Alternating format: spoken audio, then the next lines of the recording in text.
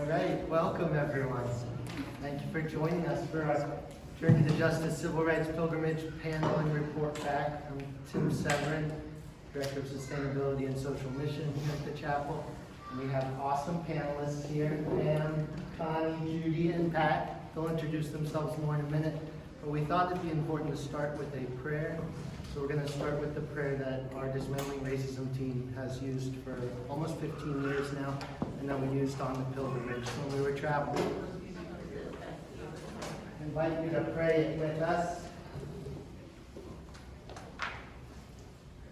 If it's large enough to read. God, creator of all things, we come broken with a heart that has been torn like Jesus on the cross. The cross that draws us together with children of many colors. You know our suffering. We ask in Jesus' name that you heal your people. Where there has been unearned advantage because of the color of our skin, give us courage to repent and to fight against injustice and sin and racism. Lord God, who created all colors of people, allow us to honor your light in every soul. Help us to see you in one another, to hear your voice in all people, and to work to end racism in our church, our communities, and the world. Amen. Oh, yes. Prayer.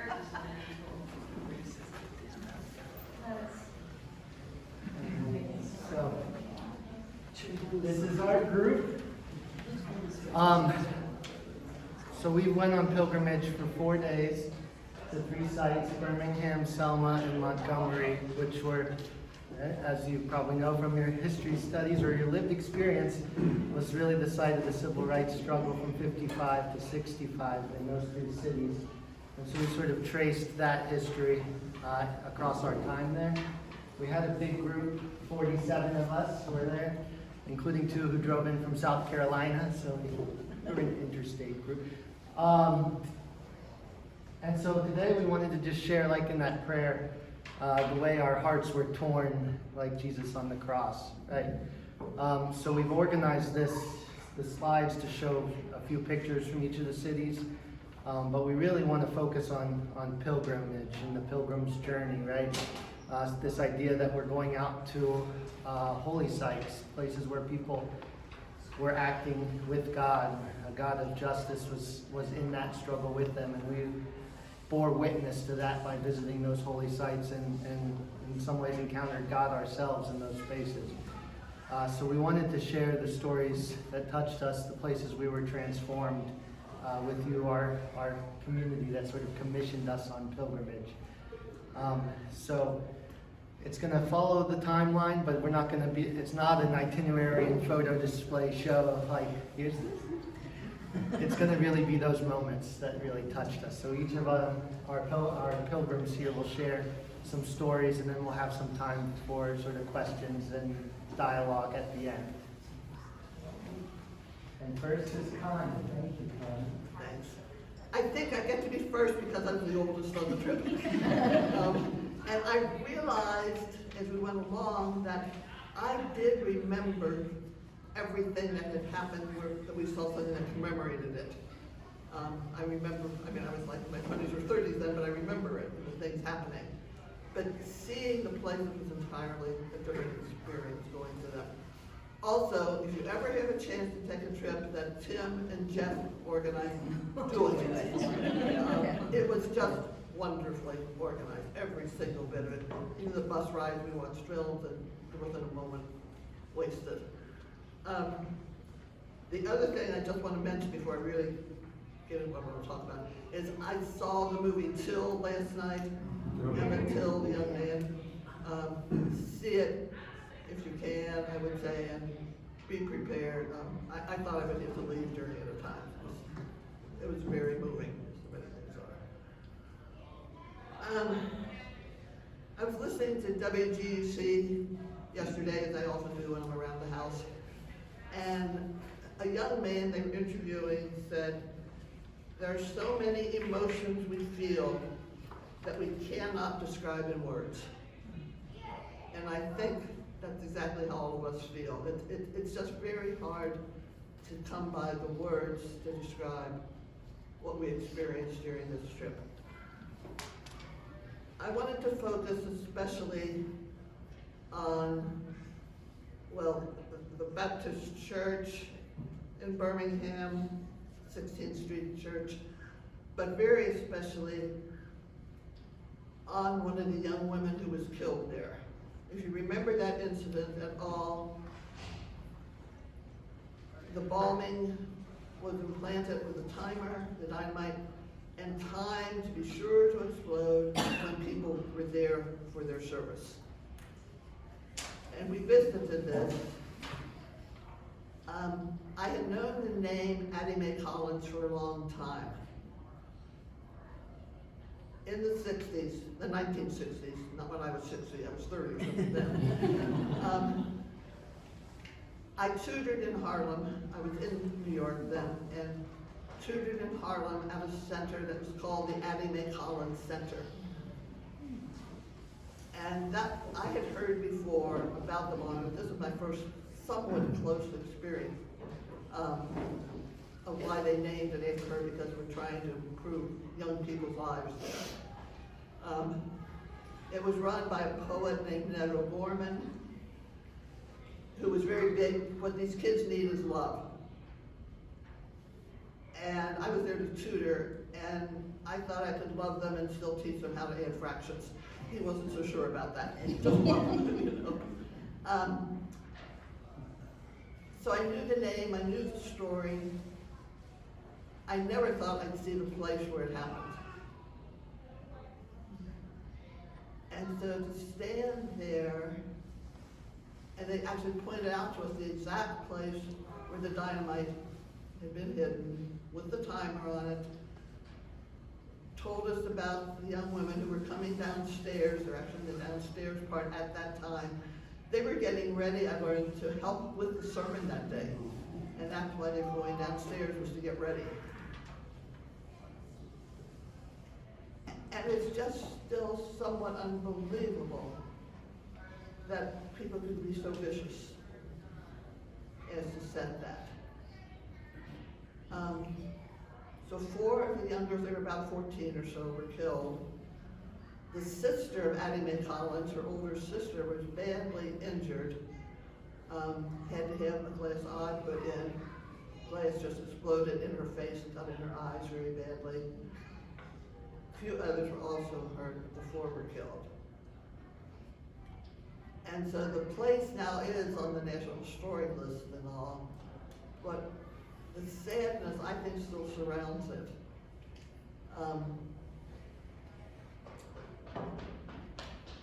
We talked to the people there. They weren't all people, though, who had known the girls in particular. This was a while ago that this happened. But you can tell, I think, that it still permeates the place. And just the thought of those girls just permeates me. And it is hard to explain, but just, you know, I think it's sometimes when I go in church, I think, would anyone, I don't mean that I get afraid of this, but I just think about it. Would anyone be so cruel to plant dynamite in our church and have it explode at a time when they know people will be there? And that's what happened. And so, it's kind of, for me, it's kind of a combo of remembering these young women who were killed and the vicious people who did it. And we know we still have vicious people around. But I just can't think, even Martin Luther King described it as the worst crime he'd heard of.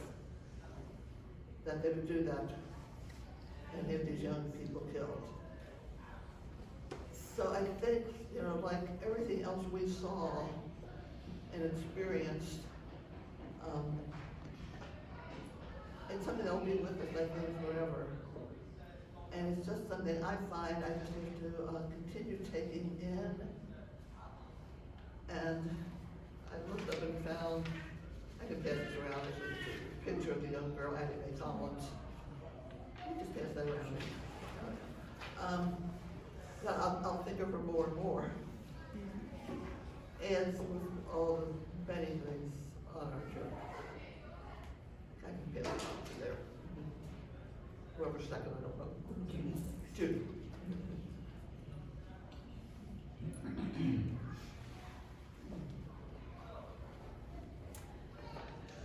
Good morning to all you fine people here at Bellarmine Chapel in Cincinnati.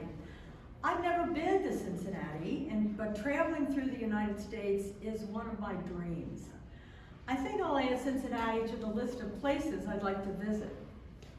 Since some of your fellow parishioners came to visit my city, Birmingham, I'd like to return the favor and visit yours. I'd also like to visit your church. You must be a wonderful community full of praise for God if the people of your church are anything like the rest of the friendly people who came to visit my city and my church in Birmingham. Oh, I forgot to introduce myself. My name is Cynthia Morris, but I'm known as Cynthia Wesley. My mom wants the best for me, and so she sent me to live with Claude and Gertrude Wesley, so they're kind of like my parents. It makes it easier if I just use their name as my name. My mom, the Wesleys live in a better school district than my mom does, and my mom does what she thinks is the best for my future, which is to live with them. They're really nice people. I see my mom on weekends, and I love that. And I love living with the Wesleys. So really, I'm so grateful because I have like 2 homes and 2 families. So God has been very good to me. I'm a student at Ullman High School here in Birmingham. I love school, especially math and reading and band. And some people think I like the band because there's a cute boy that I like who plays in the band too. But honest, I really like playing in the band, not just because he's there. Honest, that's the truth. Today I'm on my way to the 16th Street Baptist Church. That's our church here in Birmingham. We worship there every Sunday, not just my parents, but my friends too. We have a special job this morning. In addition to singing at the service, we've been asked to be ushers at the adult service, so we're wearing our Sunday best. Not that we don't do that every Sunday, but today we're taking very special care because we have that very special job. This morning, the sermon will be Love That Forgives. I need to hear that message for sure. Sometimes I get upset with my parents. They think I'm still a child. After all, I'm 14. And they don't let me do what I want to do with my friends. Did that ever happen to you when you were 14? But my mom, Gertrude Wesley, says that the sermon is really about how we black people have to forgive the whites who don't treat us as human beings. I don't know any white people, but I try to have a good feeling in my heart toward them. Do you know about our church? It's famous place, really. Lots of leaders come here as they try to get our country to treat us black folks as human beings and real citizens. Have you heard of Reverend Martin Luther King Jr.? Reverend Fred Shuttlesworth? I think he's connected to Cincinnati. And Ralph Abernathy. Of these outstanding gentlemen, I like Dr. King the best. I think he will be very famous someday, even more famous than he is now. And what a speaker he is. He makes you listen, so that when he gives a sermon, there's no falling asleep. You have to pay attention. You probably all know yourselves about him if you heard any of the speech he gave recently in Washington, D.C. We were mighty proud that day. And it set me to wondering, how can people not change when they hear Dr. Martin Luther King speak? He's so stirring. Anyway, our church is famous already. We work to register voters, and the Nonviolent Children's Crusade left from our church. I wasn't allowed to go on that, even though I wanted to.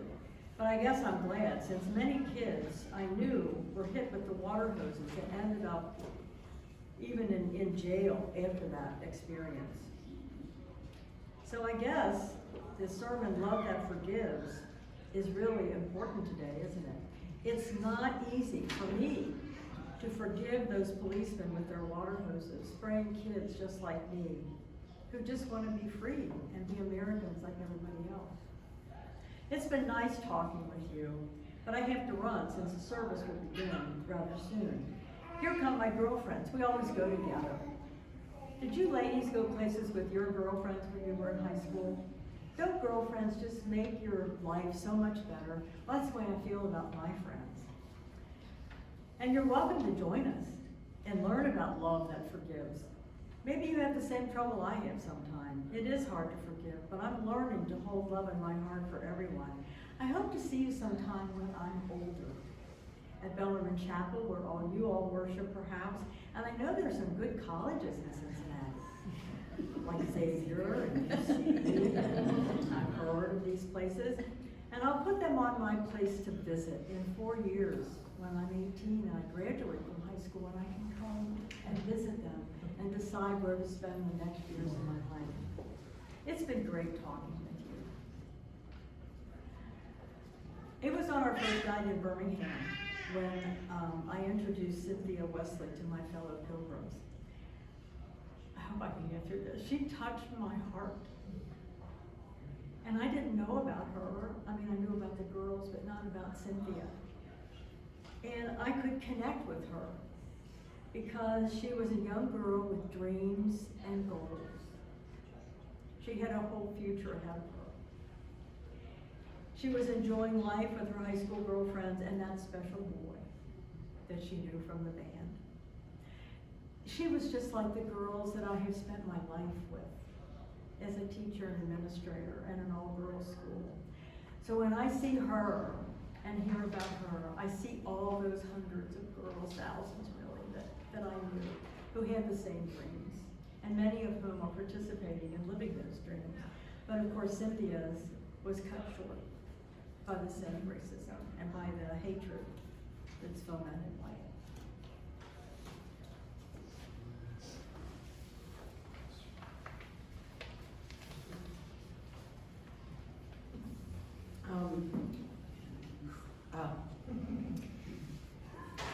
A few weeks before we left on the bus, Jeff asked myself and Pat, my sister, to research 2 amazing women in Selma.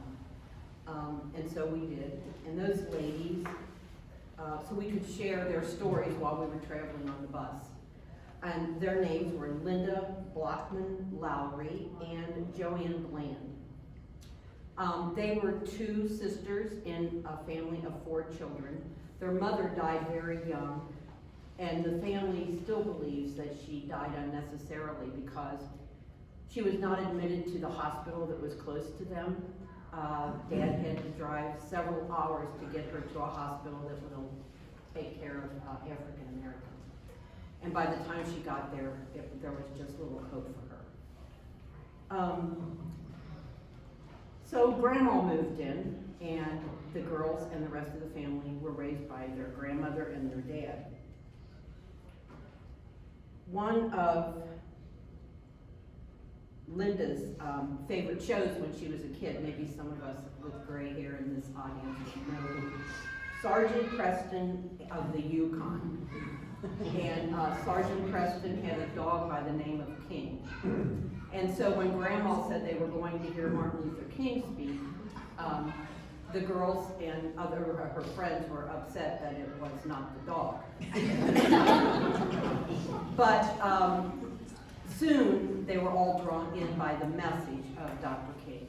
And that message, especially in Selma at that time, was about voting rights. That's what they were concentrating on there. Linda actually wrote a book that was published in 2015. If you have a chance to get a hold of it, it's written for children, maybe 10 and above, and it is at the public library. We were lucky enough to be able to buy a copy when we were there, but I read it before we left, and it really goes into a lot more detail of Linda's life during this short period of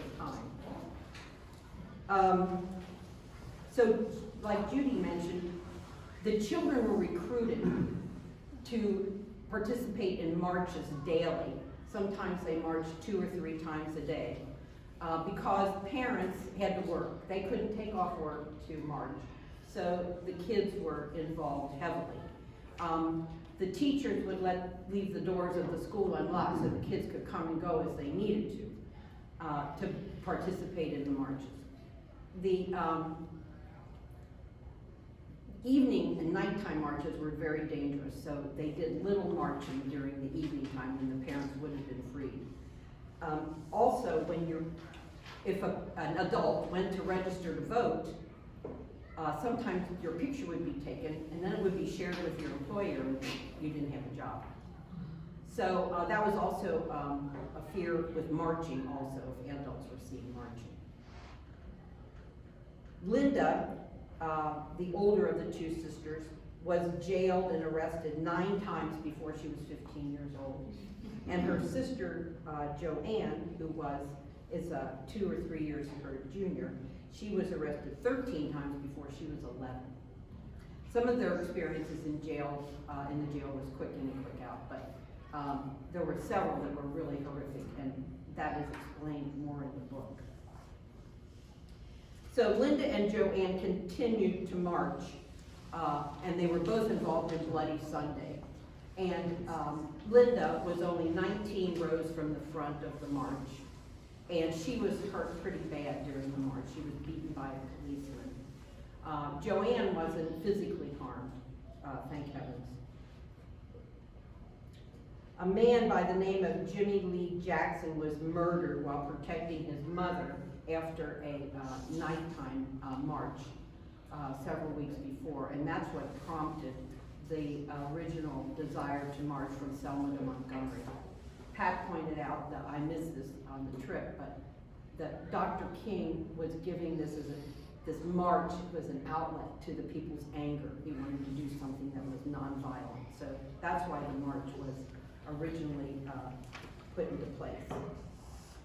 So Bloody Sunday was horrific. Judy, or maybe Connie mentioned that Jeff showed movies on the way down, which got us into the frame of mind of where we were going and what had happened there. And so when we arrived there, even though we all knew the history, it became fresh in our minds. It really added a lot for me anyway. So anyway, when the second march was allowed to go ahead, the powers that be said, okay, you can march. That was on March 21st. And Linda was determined to go because she wanted to see Governor George Wallace and tell him how badly she was hurt the day of Bloody Sunday. Of course, she never did get to do that because he never showed his face when they did arrive in Montgomery at the Capitol. But the march was long and hard on everybody, and they slept on the way in tents. And the people that were living in the communities along the path of the march from Selma to Montgomery brought food to the marchers. And when they started to leave Selma, after they crossed the bridge, there were like 3,000 people with them. But the permit was only for 300, so many had to just fall by the wayside and go back home.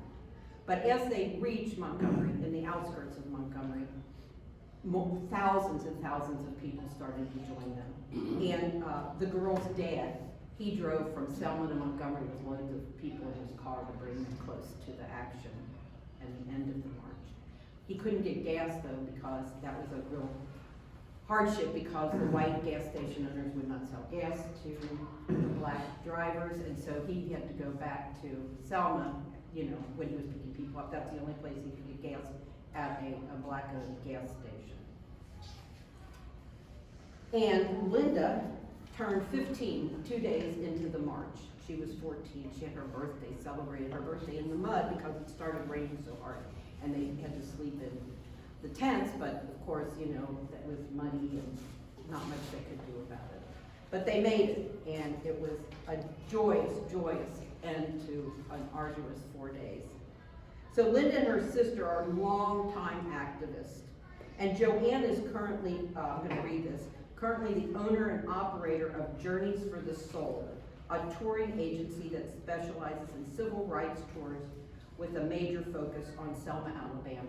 And so when our bus got to Selma, she got on the bus with us and navigated where we should travel, and we got to see this, learn about the historical points in Selma. We also went to the Brown AME Church, where most of the marches started from. Where when the girls left school every day to march, that's where they met before they headed out. On Bloody Sunday and on March 21st, when the march was allowed to go forward, that's where they met. So we couldn't go into the church because it was under construction, but we went to the rear of the church where there was a pretty in disrepair parking lot. I don't know if it was actually used as a parking lot. I don't know if she really said that, but it was a concrete slab. I would say it was about half the size of a tennis court. So it wasn't big, but the edges were all crumbling and there were cracks. And so she said to all of us, leave down, pick up a rock.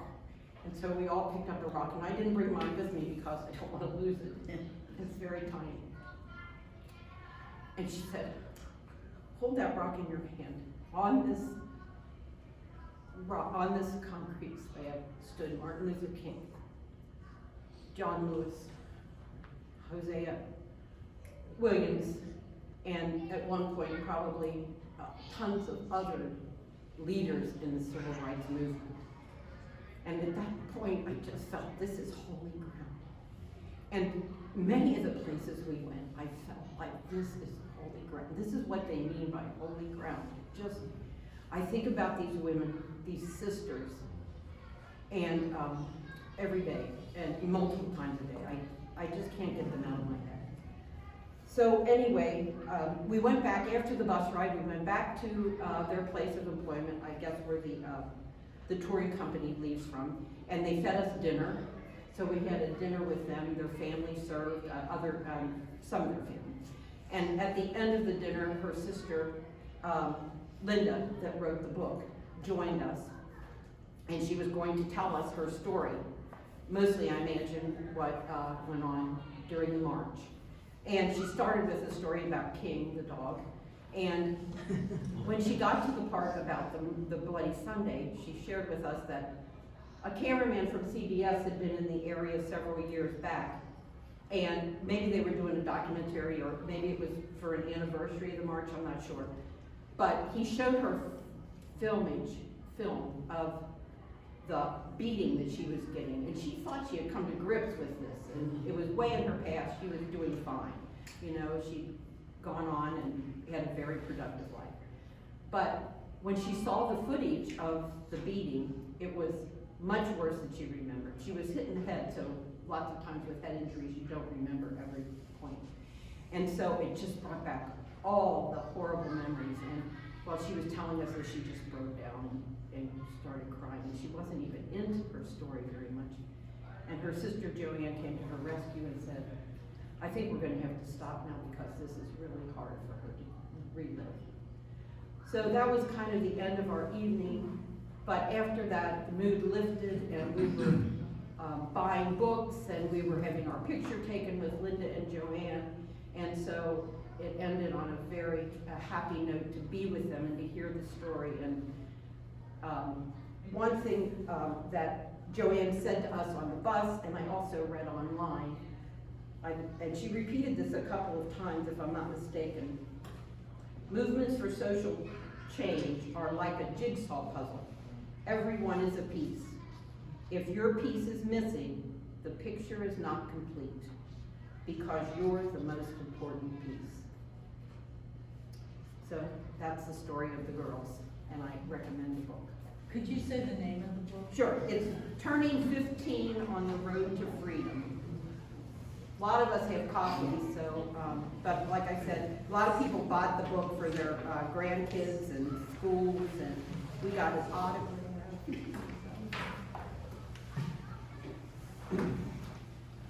It's kind of hard to follow you three.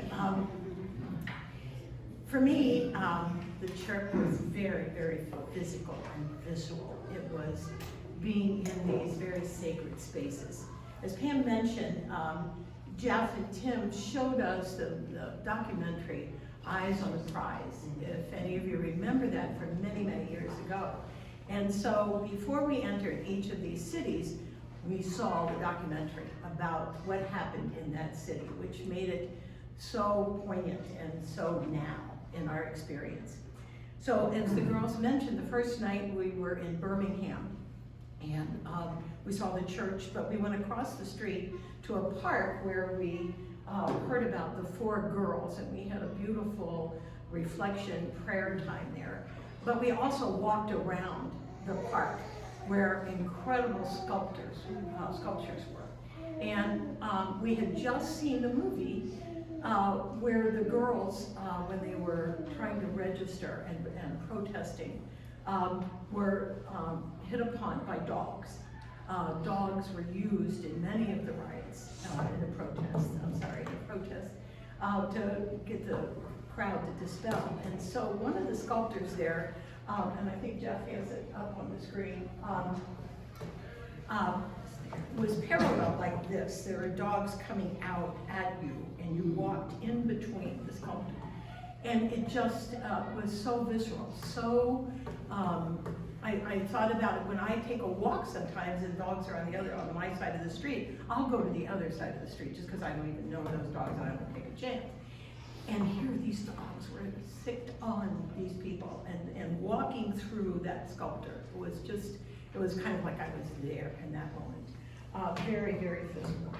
Another picture there was, another sculpture there was children, and then the bars, like they were in jail, stood away from there, and you looked at them through these bars. And so it just made it all so real that you were in this space where all of this happened. Then we moved on to Selma, and Pam told the wonderful story of the pebble. I'm sure all of us took a piece of that pebble, and I didn't bring mine either for the same reason.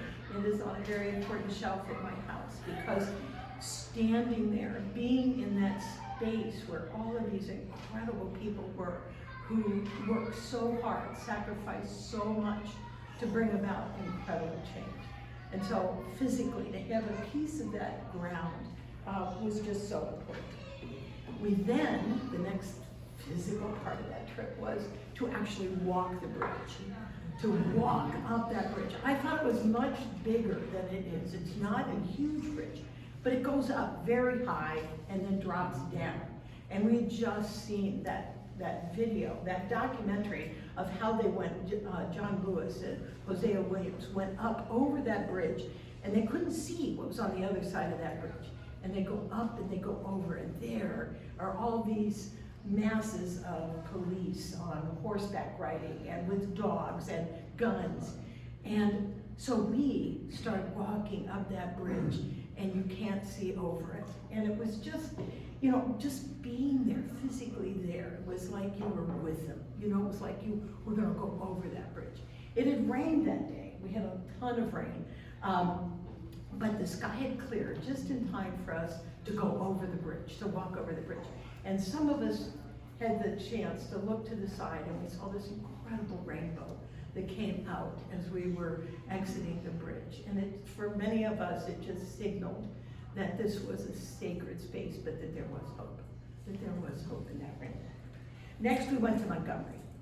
So here we were taken to an incredible museum called the Legacy Museum, which the Equal Justice Initiative by Brian Stevenson has developed. It's probably the most incredible museum I've ever been in. It rivals the Smithsonian. It's put together so amazing. There's things to read, things to touch, things to see, things to movies to watch.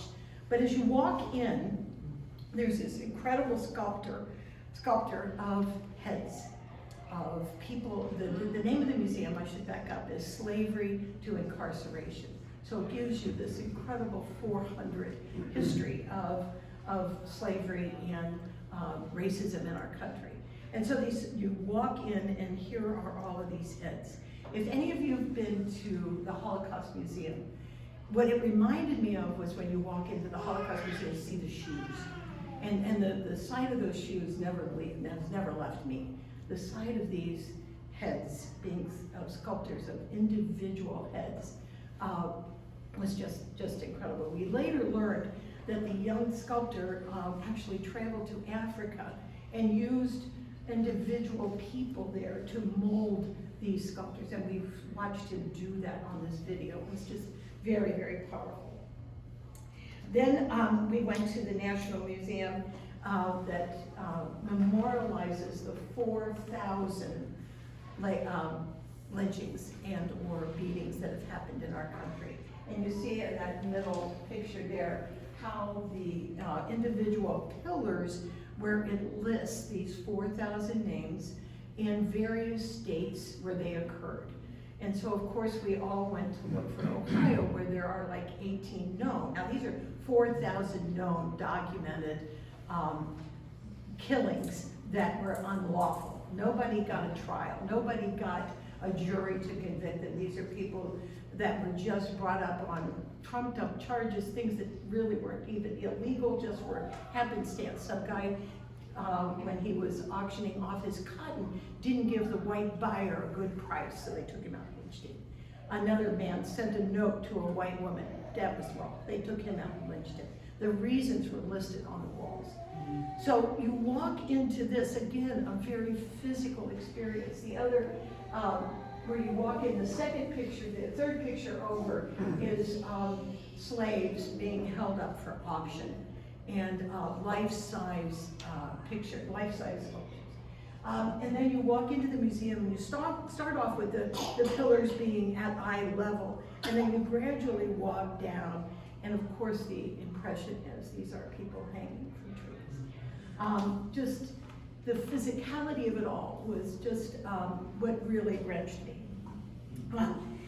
The other, this trip for me has helped me to appreciate in a new way the incredible amount of planning, strategizing, determination, resilience, and sacrifice that the civil rights movement was.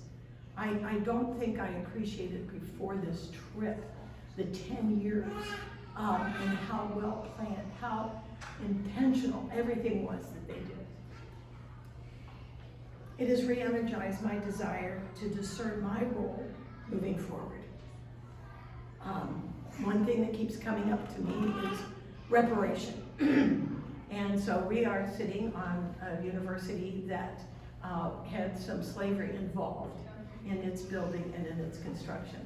Right now, I'm feeling really the need to work on some reparation around that. Thank you.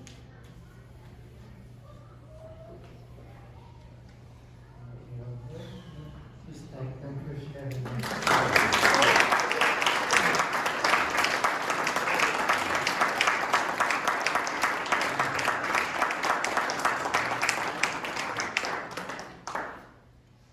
We do have around 15 minutes to ask some questions of our pilgrims and just share reflections in this space. I know we have a number of pilgrims in here too.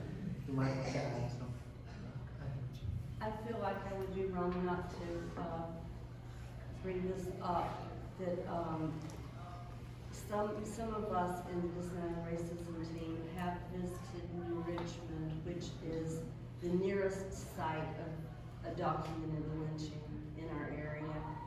And also it is a site of the Underground Railroad and the newspaper, The Philanthropist, if you've heard of that. And there's just so much to learn there. It's just around the corner, you know, from where we are here at church. And I had a tour yesterday with some friends, and I will be continuing to get groups together for the trip.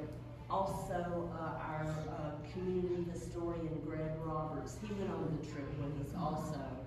And so he takes a similar or same perspective of justice. And so I hope that sometime you will be able to join us on a tour there, closer to home. Yeah, But please go to Alabama if you can. Yeah, we took a group to Noah Anderson, is the name of the man who was lynched there in New Richmond. We took a group there on the anniversary of his lynching this past summer, and did a prayer service at the site that he was lynched at. And I think that's been a theme through this, that we want to draw a through line from what's happening here in Alabama and locally here in Cincinnati. We all know racism has been and continues to be a part of our lived experience here in Cincinnati. So this experience shapes that. I just want to add one more thing that we didn't really hone in on is voter rights. I mean, that was the big push in Alabama. And we saw at the museum how those voter rights are being, gradually just torn back away. That is happening right now, and that we need to be concerned. Are there other questions or Sue? I just want to quote Brian Stevenson. This is a quote that has raised my consciousness and continues to wear my heart every day. And he said, slavery didn't end in 1865, it only evolved. And that helped my vision to look more deeply how it's still going on today, whether it's mass incarceration or voter suppression, or inadequate education or medical attention, all the ways that we deny full citizenship still to our brothers and sisters. And anyway, that's what's on my heart. Thank you. Thank you. I wondered what your response, what you felt about the communities you were in. Do you feel like you saw change? Do you feel like you saw progress or an opening of minds? Well, Selma is a very poverty-stricken area. In the 60s, when the voting rights was finally changed, they had white flight. And so with all the many white people leaving, so did the stores and the small industry they might have had. So it is a very poverty-stricken city. The one thing that impressed me about Montgomery is the way they have memorialized this. There are, I didn't mention, the big sidewalk right before you get to the Capitol has the footprints in the cement. So anywhere you go in Montgomery, you're reminded of what happened. And Brian Stevenson and many other, what's the poverty, Southern Poverty Law Center is there. I mean, there are lots and lots of awareness there. We didn't have an opportunity to talk to many white folk. The African American community is still